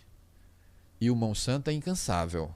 O Monsanto está 24 horas na rua, sabe? Ele começou assim, ninguém acreditava. Já tá velho. Mas quando ele ganhou a primeira vez, ele ainda estava com mais fôlego. Mas assim mesmo falam, né? Mas ele é uma propriedade importantíssima. E agora ele passou para Gracinha, que é a mesma coisa, né? Outra, o Monsanto, ele implementou no Piauí o corpo a corpo. Não existia corpo a corpo. Ele ganhou do Átila.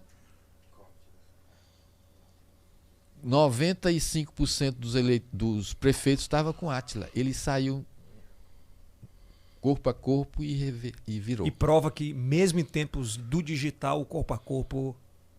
Bom, aí ele já está... Foi assim, numa época não digital. Eu compreendo, mas... E hoje o digital o ajuda por causa dele ele é polêmico. Então, ele sobe na carroça e tem um cara lá que filma... Mas tem que ter o presencial. Tem. É isso que eu tô falando. Ele não descuida do presencial. Isso. E é continuamente. Pergunta polêmica, Clifson Jones, exclusivo. Exclusivo. Vamos lá que o Will, que trabalha com a gente aqui, professor, seja um cara mal intencionado e crie um instituto. E ele faça nos seus questionários perguntas extremamente tendenciosas. Como é que eu vou privar um cara de... Porque assim, na comunicação nós temos as regulamentações em todas as profissões. E na pesquisa, como é que eu faço para ter essa regulamentação, pelo menos para privar isso? Ou o mercado expurga? O mercado expurga, mas assim, no caso eleitoral, como eu falei da ABEP, a ABEP tem todo o seu código de ética, de conduta, já inspirado em instituições internacionais, o ESOMAR da Europa. E ele tem todo, por exemplo, a formulação de um questionário. Você tem que fazer todo um cuidado na ordem das perguntas no questionário, a redação. Você não vai dizer, você votaria naquele candidato que é ladrão? Você já está... já está tendencioso, então, né? A pergunta tem que ser uma pergunta bem feita, bem neutra, certo? Então, no caso aí, eu fiz uma pesquisa com um questionário totalmente enviesado. O mercado, se for registrado, ele não passa. Sério? Porque qual é o objetivo de se registrar uma pesquisa? É para aquela pesquisa ter uma visibilidade geral. Você, por isso que passa 5 dias lá, você pode questionar, entrar na justiça impedindo que aquela pesquisa seja... Mas, professor, a gente já teve, por exemplo, vários casos de erros discrepantes assim e passar. Não, mas o erro é a posteriori. Então você está falando assim... compreendi, é naquele momento. Depois que sai. Mas, por exemplo, você desenhar um questionário absolutamente enviesado e registrar, vai cair ali, ações contra aquela pesquisa. Agora mesmo eu tive isso, o Instituto Amostragem teve um questionamento porque eu não coloquei as estatísticas do TSE e do TRE. Ora, o banco de dados do TSE, do Tribunal Superior Eleitoral, é do TRE daqui. Eu vou na origem, eu pego as estatísticas do TRE, que é atualizada diariamente. Eu mostrei isso e passou. Passou rápido. Passou rápido, o juiz aceitou. Então, se você fizer uma pesquisa enviesada, mal intencionada e registrar, aquilo ali vai ter ações que vai impedir que ela seja publicada. E se ela passar de alguma forma, existe penalidade para depois da eleição para isso? Sim. É por isso que mudam os institutos, os nomes? Exatamente. Tem instituto aí que saiu do mercado porque recebeu multas muito grandes. Inclusive o Instituto já recebeu multa. O seu já? Já.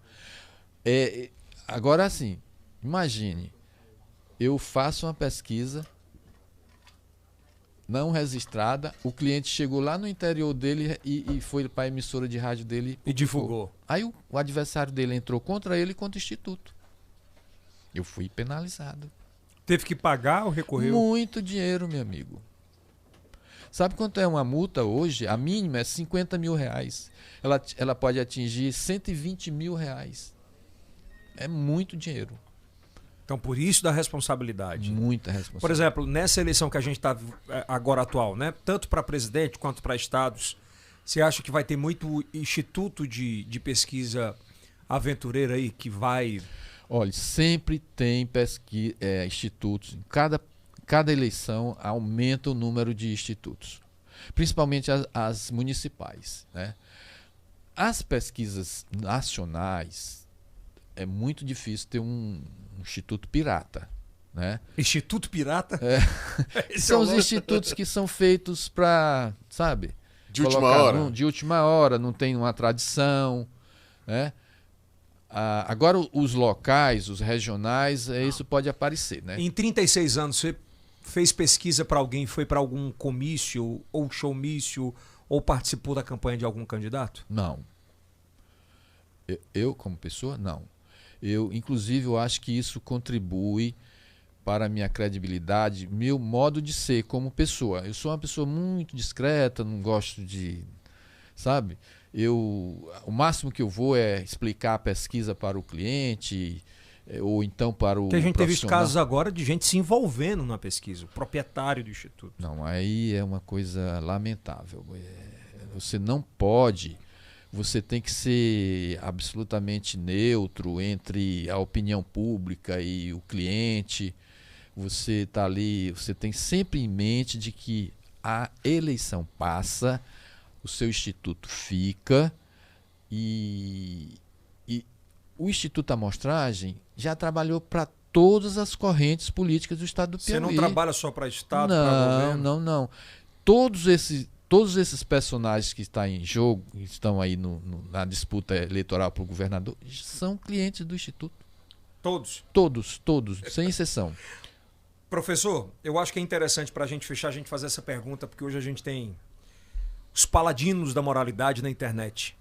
E que tem lá, vamos lá, 100 mil seguidores, 80 mil seguidores, e eles fazem a enquete como métrica de pesquisa. Aí, pesquisa do Facebook, pesquisa do Instagram, comentários do YouTube, isso serve para mensurar um eleitorado brasileiro? Uma base? Ou estadual? Não serve.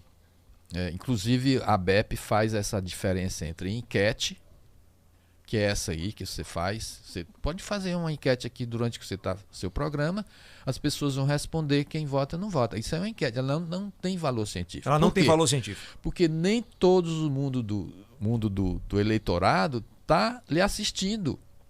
Entendeu? Outro dia eu vi uma enquete de uma grande emissora de de rádio do país, de comunicação. Tá errado as pesquisas nacionais porque eu tenho uma amostra de milhões que está dizendo que o presidente Jair Bolsonaro vai tá na frente. Não vale. É uma emissora que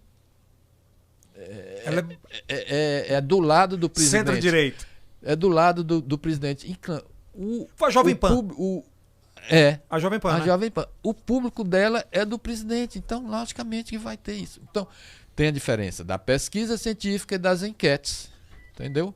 Então enquete não vale nada em termos nacionais, números? Não vale para fazer a inferência, ou seja, você pegar uma amostra e a partir daquela amostra você inferir, generalizar para o conjunto do eleitorado. Então, não Instagram, vale. YouTube, Facebook, enquete nada representa sobre a opinião pública científica do Brasil. Nada. Eu não tô desmerecendo as pesquisas que são feitas via internet de uma forma científica. Científica, entendi. Mas essas que representam grupos, né? Não representam. São mais para agradar o chefe ou alguém que paga a conta? São mais como ou público? Vamos supor, é uma peça publicitária para dizer que aquele candidato que ele faz parte está na frente, eu tenho viabilidade eleitoral, é só isso. Kilson? Tá aí, portanto, existe alguma pesquisa científica mais tendenciosa? Não, se ela é científica, ela não é tendenciosa. Porque Sim, tem critérios, né? Tem critérios Pelos estatísticos. critérios, exatamente. É o seguinte, o que é que a gente chama científica? A gente chama científica aquela pesquisa que pega a ciência estatística e faz o planejamento. O que é o planejamento estatístico? É você planejar uma amostra que traga todas as características da população, do eleitorado como um todo.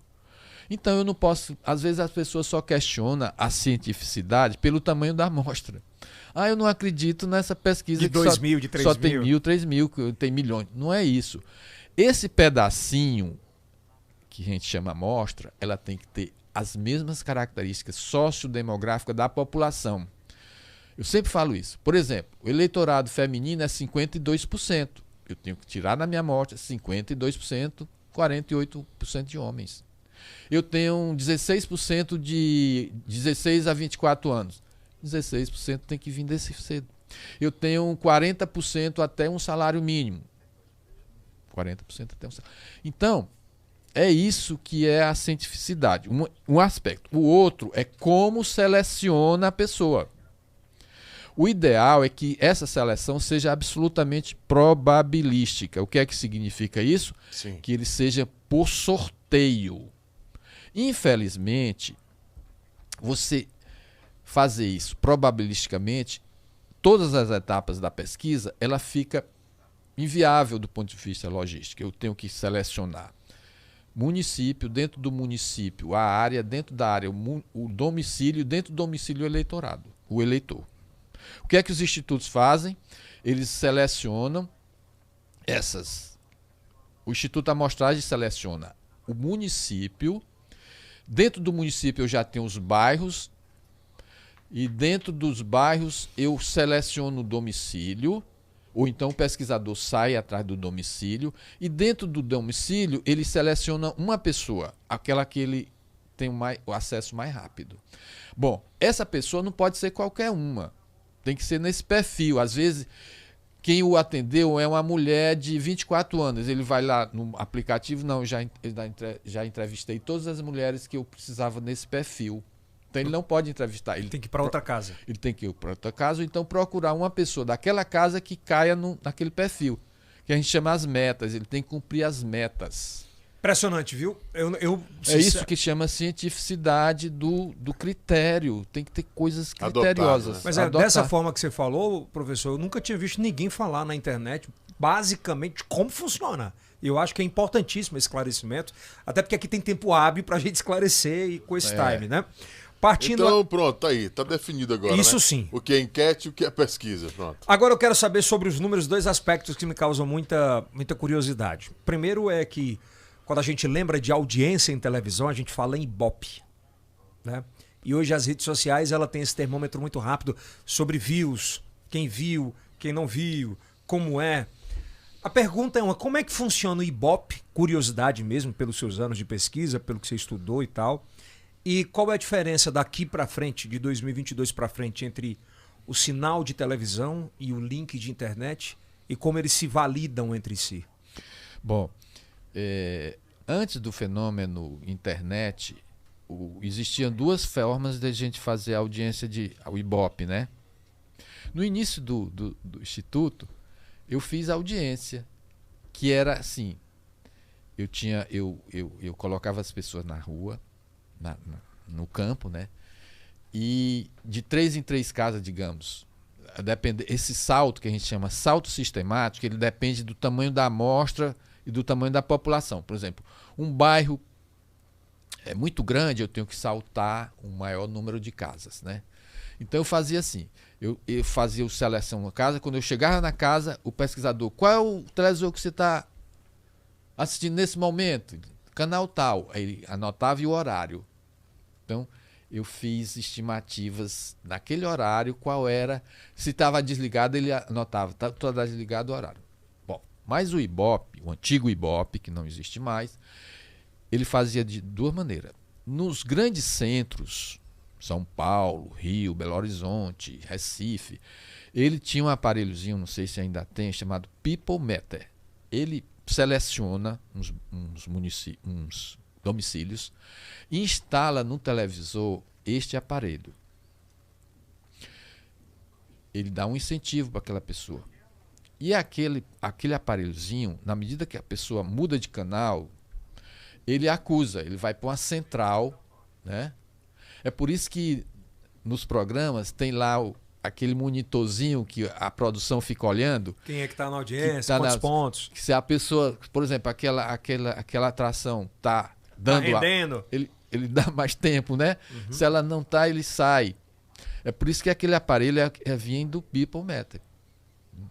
Bom, nas praças que não tem, por exemplo, Teresina, ele seleciona 300 casas e deixava, não sei se ainda deixa um cartão para a pessoa daquele domicílio monitorar o horário que a pessoa está assistindo, qual o programa que ele está assistindo. É por isso que ele dá a participação da audiência naquele horário, a audiência total, então ele faz um relatório muito, muito bom, né?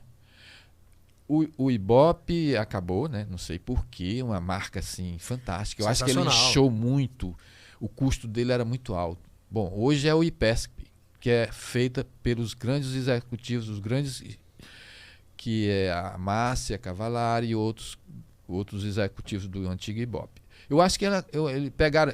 Sim, o Ibope vendeu para um instituto multinacional essa parte que é o ouro, que ainda hoje funciona, né? Que é o real time. Que é o real time, exatamente. Que é fábulas. Um ponto percentual é muito dinheiro para os anunciantes. Então é muito dinheiro que rola nessa... Mas funciona mais para o sul hoje. Então, é isso que aqui acho que é só o Ceará, né, professor? Só Fortaleza. Tinha, não sei se tem mais. Não sei. Porque um custo não é barato também. Fortaleza tinha uma gerência do Ibope. Recife também tinha. Eu sei que a tecnologia mudou, então a tendência é de que a aferição da audiência ela tem que ser num tempo real. Aí você falou essa das redes. Também já tem tecnologia para fazer a audiência também dessas, sem ser o televisorzinho lá da sua casa. Que seja pelo nível de audiência online, né? Online, no celular, enfim. Já tem também. Professor, e pelas métricas e os números, assim, essa questão do sinal de antena de rádio e TV e o poder do link. As pesquisas mostram um consumo maior hoje da internet do que...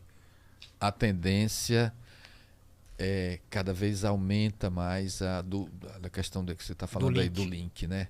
É irreversível. quem investir nesta área, seguramente ele está dando um salto nesta área, porque não tem volta. Não tem volta. Mas é importante eu fazer uma pontuação. Por exemplo, a televisão e a rádio, elas continuam com o conceito de certificação e validação da informação por todas as exigências que são atribuídas a ela de não colocarem fake news no ar. Sim, e que acabam se multiplicando isso pela internet. É importante isso? Muito importante. Ela vai... O geral, na minha opinião, a população ainda não percebeu, ela ainda está muito influenciada nos fakes, sabe? Ela ainda é muito afetada por isso, ela ainda não tem um senso crítico. Mas a tendência é que esses tradicionais, principalmente a televisão tradicional, que está perdendo espaço inegavelmente, mas ela tem essa... Por outro lado, né? Essa certificação. Essa certificação. Tipo assim, se saiu lá é porque é verdadeiro. Que é verdade. É o jornal impresso também, os jornais impressos que tem lá a sua parte digital, né? É isso que eu acredito que a população vai buscar a verdade.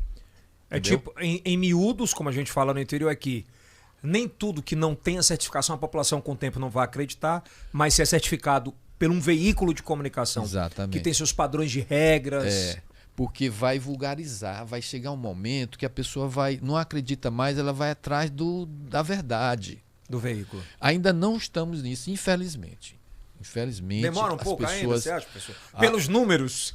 Eu acho que... Não, eu não saberia precisar quanto tempo, mas na medida que cada ano a gente percebe que as pessoas estão mais céticas, não engole qualquer coisa mais. São questionadas, né? Elas questionam muito. Eu ouvi um depoimento essa semana, professor. Eu vi um depoimento na internet, foi no TikTok até, de um dos maiores comunicadores de rádio de Fortaleza, do Ceará, né? Que chama Rasga Baleia. E ele falou um negócio que me chamou muita atenção. Ele disse assim, olha, no meu auge, que eu ganhava muita grana, o máximo que eu cheguei de comunicação foi numa rádio muito potente, que ela chegava a 100 quilômetros de Fortaleza. E ele falou, olha que loucura. Hoje o cara lá no Japão me escuta. Mas ele precisa ter a certificação do veículo. Exatamente. A televisão, por exemplo. A televisão, numa campanha eleitoral, ela perdeu aquela posição top que ela tinha. Por outro lado, o eleitor, ele chega mais perto, quer dizer, ela não tem mais aquela influência que ela tinha, mas quando começa a campanha eleitoral pela televisão, eles correm ainda. E o grau de conhecimento daquele candidato aumenta muito ainda. Certo? Tem um detalhe que é importante a gente ressaltar, professor, não sei se o senhor concorda, eu estou falando em números científicos isso, tá? Viu, Kilson? É que hoje, mesmo que você tenha um aparato digital forte, para você fazer, por exemplo, um debate entre candidatos, é muito complicado tecnicamente se fazer. Você não consegue fazer de telefone um para o outro, porque existe uma série de situações. Então, acho que ainda quem consegue fazer isso é TV, porque existe uma homologação para isso, jurídica. Podcast não, porque podcast hoje não tem nem legislação para isso. Né? Não tem nem legislação para isso. Mas acho que a pauta de televisão, eu acho que ela volta a ser muito forte, professor, em relação dos debates. É verdade. Muito forte, acho que mais forte do que anteriormente hoje. Eu acho que o YouTube, os podcasts por todo o Brasil, eles vão ser decisivos nessa eleição. É isso que a gente tem falado. As redes, todos os suas nuances, seus meios, suas formas, ela vai ter uma importância primordial nas campanhas. Não tem mais volta. O marketing político de 10 anos atrás mudou totalmente. Certo? Que era focado no rádio tradicional, na TV, nos jornais impressos. Acabou isso. Ou então a participação é diminuta. Assim, né? Estou falando da TV, estou falando mais do jornal. Né? E aí entra. Porque você fala assim, a internet, mas ela tem suas características, ela tem suas formas também. Não é só você jogar. Uma coisa importante das redes sociais é que ela faz um link, ela faz uma interação entre... Vamos falar aqui específico da eleição. Do candidato com o eleitor. Então, uma coisa que os especialistas falam muito é que tem que ter essa volta, essa ida e volta. Você não pode só jogar conteúdo, você tem que responder aquelas demandas, aqueles questionamentos que o eleitor vai lançar. O feedback, né? É, exatamente. É o feedback mesmo, é verdade. Então você tem que fazer isso, porque a gente vê muito esse erro. O cara, eu vou jogar, e não faz o feedback, né? Então isso é importante. A resposta, né? A resposta. É o pós-venda. Exatamente. É bem o pós-venda. Professor, espero que você tenha gostado desse bate-papo. E vai ter mais espaço para outro. Mas foi bom demais, né? É esclarecedor, né? Exatamente. É muito bom porque a gente tem mais tempo, né? A gente falou quanto tempo, gente? 1h aqui. 1h50 sobre pesquisa. E é difícil esse tipo de espaço. É muito difícil. E acredito que vão ter cortes aqui. Hoje eu vejo muito mais na internet, professor. Por exemplo, o YouTube é muito hoje depósito de vídeo para pesquisa. Mas o que viraliza muito hoje são os Reels, os TikToks, que são assuntos importantes de quem está consumindo aquele material. E eu acho que a sua participação vai render muitos milhares de views aqui, porque é interessante, porque ajuda a gente a ajudar a população a esclarecer. Eu acho que é muito importante. E peço a Deus que a gente não tenha tanta violência nos próximos 3 meses aí. Exatamente. E que não leve os celulares dos pesquisadores. Pelo amor de Deus, né? Já chega, né, Kilson de hoje, já chega. Professor, obrigado. Eu que agradeço. Quais são as redes sociais? As suas redes sociais? É as tradicionais, né? Amostragem? Amostragem. Pois é, você tem Face, tem Instagram, mas é amostragem. É amostragem. Amostragem. Tá bom, Kilson? Você é candidato, Kilson? Não. Não. Não, né? Por hora não, né, Kilson? Por hora não, porra. Eu não serei, tenho certeza disso. Tá bom, obrigado pelo carinho. Dá aquele like, ativa o sininho. Aqui em cima vai estar uma sugestão do próximo vídeo. Já maratona, assiste, o que é muito importante. Aliás, compartilha com os melhores amigos. E também os melhores inimigos. É porque dá muito engajamento, né? Eles sempre vão lá. Vai lá no TikTok, na Buia, no Kawaii. Tamo junto em todas as plataformas. Muitíssimo obrigado. Isso é Yelcast. Cast. Valeu, do Piauí! Para o mundo! É isso aí.